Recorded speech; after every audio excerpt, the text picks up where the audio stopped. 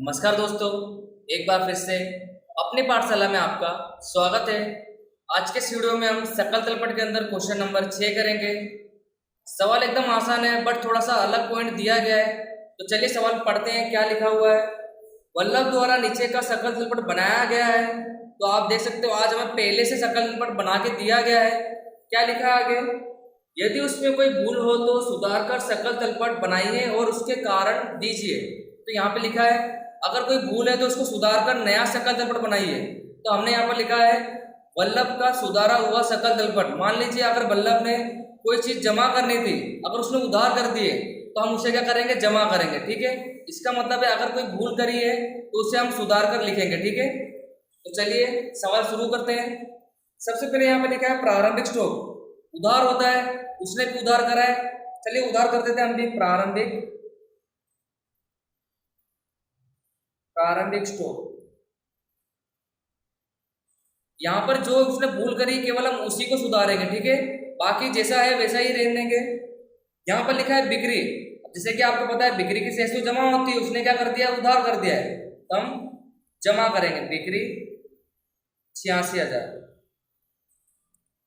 आगे लिखा है बिक्री वापसी। अगर बिक्री जमा है तो वापसी क्या होती है, उधार होती है। उसने भी क्या करा है, उधार ही करा है। बिक्री वापसी 4,000। आगे लिखा है मजदूरी, उधारी होती है। मजदूरी वेतन उधार कर देंगे 31,000। नेक्स्ट यहाँ पे लिखा है लेनी हुंडी। लेनी हुंडी हमारी चालू संपत्ति है। संपत्ति की शेष क्या होती है, उधार होती है। लेनी हुंडी 8,000।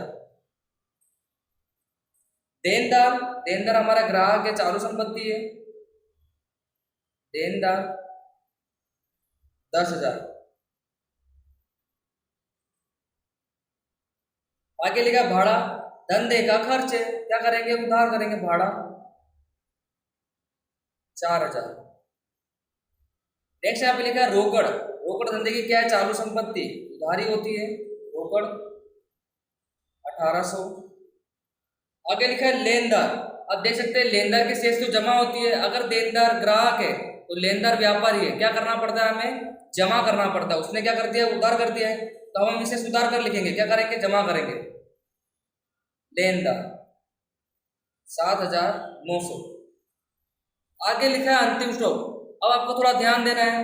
अंतिम स्टॉक का जो लेखा होता है वो सकल तलपट में किया जाता नहीं है। ठीक है, बट अंतिम स्टॉक का डायरेक्ट लेखा कहाँ करा जाता है, पक्की तलपट में। सकल तलपट में अंतिम स्टॉक लिखा जाता नहीं है, ये आपको पता होना चाहिए। ठीक है, तो अभी हम इसका लेखा यहाँ पर करेंगे नहीं। दिया है, कंफ्यूजन के लिए दिया है, तो आपको मैं बता दूं अंतिम स्टॉक का लेखा सकल तलपट में कहीं पर भी किया जाता नहीं है। डायरेक्ट लेखा कहाँ किया जाता है, उसका पक्की तलपट में, संपत्ति लेना पक्ष में। ठीक है, तो फिलहाल अंतिम स्टॉक का लेखा हम करेंगे नहीं। आगे बढ़ते हैं। पूंजी, पूंजी की शेष से क्या होती है, वो जमा होती है। 61,000। आगे लिखा है दिया बट्टा। दिया बट्टा धंधे का खर्च है, उसने जमा करा है, उधार करेंगे हम। दिया बट्टा 1,500। आगे लिखा है प्राप्त कमीशन। आवक के धंधे की जमा ही होता है। प्राप्त कमीशन 1,700। स्थिर संपत्तियां दी गई है, संपत्ति है, संपत्ति की शेष क्या होती है, उधारी होती है। 61,000। आगे लिखा खरीदी। खरीदी हमारी क्या होती है, उधार होती है। खरीदी 46,000। अब आगे लिखा खरीद वापसी। अगर खरीदी उधार है तो वापसी क्या होती है, जमा होती है। खरीद वापसी 3,000। आगे लिखा आवक माल गाड़ी भाड़ा। बताया था मैंने आपको, खरीदी के साथ किया गया खर्च है, उधार कर देंगे। आवक माल गाड़ी भाड़ा 1,600। आगे लिखा है जवक माल गाड़ी भाड़ा, ये हमारा बिक्री के साथ किया गया खर्च है। खर्च है, क्या करेंगे, उधार करेंगे। जावक माल गाड़ी भाड़ा 1,700। नेक्स्ट यहाँ पे लिखा है देनी हुंडी। लेनी हुंडी हमारी संपत्ति होती है, देनी हुंडी हमारा दायित्व है। दायित्व की शेष जमा होती है। देनी हुंडी 13,000। अब आखिर में दिया है ब्याज चुकाया। ब्याज चुकाया है इसका मतलब धंधे का खर्च है, उधार करेंगे। ब्याज चुकाया 3,000। तो हमने यहाँ पर सभी बाकियों को यहाँ पर रख दिया है। जो उधार थे उसको उधार कर दिया, जो जमा थे उसको जमा कर दिया है। तो अब हम क्या करेंगे, टोटल करेंगे। तो चलिए टोटल करते हैं। तो जैसा कि मैंने यहाँ पर टोटल करा है, टोटल दोनों तरफ का समान नहीं आ रहा है, ठीक है। उधार पक्ष का टोटल ज्यादा आ रहा है। तो जैसे कि मैंने आपको वीडियो के शुरुआत में बोला था कि सवाल थोड़ा आज का अलग रहेगा, क्योंकि हमें यहाँ पर बाकियां नहीं दी गई थी, ठीक है। सकल तलपट पहले से बना के दिया गया था और यहाँ पर बहुत सारी भूलें भी थी, ठीक है। तो भूल के साथ हमारा यहाँ पर आंसर नहीं आ रहा है। तो जब आंसर नहीं आता सकल तलपट का, तब क्या करना पड़ता है, चलिए मैं आपको बताता हूँ। सबसे पहले आपने टोटल करा होगा, तो यहाँ पर उधार पक्ष का टोटल ही क्या आ रहा है, ज्यादा आ रहा है। कितना आ रहा है, 1,79,600। जिस पक्ष का टोटल ज्यादा आपको दोनों तरफ लिख देना है, 1,79,600। तो जब आपने जमा पक्ष का टोटल करा होगा, तो यहाँ पर आ रहा होगा 1,72,600। इसका मतलब 7,000 का यहाँ पर क्या आ रहा है, फर्क आ रहा है। तो आपको 1,79,600 में से इसको माइनस करना है, तब यहाँ पर डिफरेंस की रकम आ रही होगी 7,000। क्या रकम आ रही है, 7,000। अब जैसे कि आपको पता है, बल्लभ ने यहाँ पर सकल तलपट बनाया था, तो बहुत सारी भूलें भी करी थी। बिक्री जमा होती, उन्होंने उधार करी थी।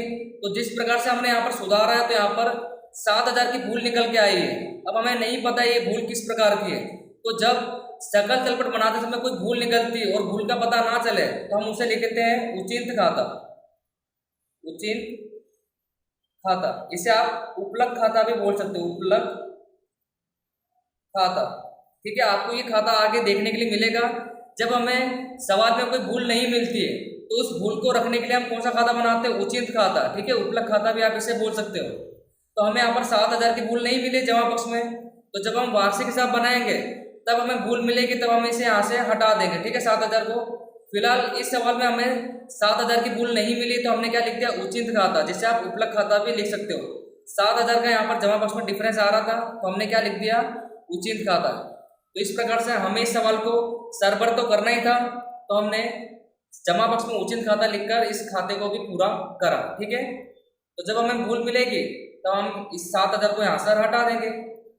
तो जैसा कि वीडियो की शुरुआत में मैंने आपको कहा था कि सवाल थोड़ा आज आपके लिए अलग रहेगा। उचित खाता यहाँ पर आज दिया गया है।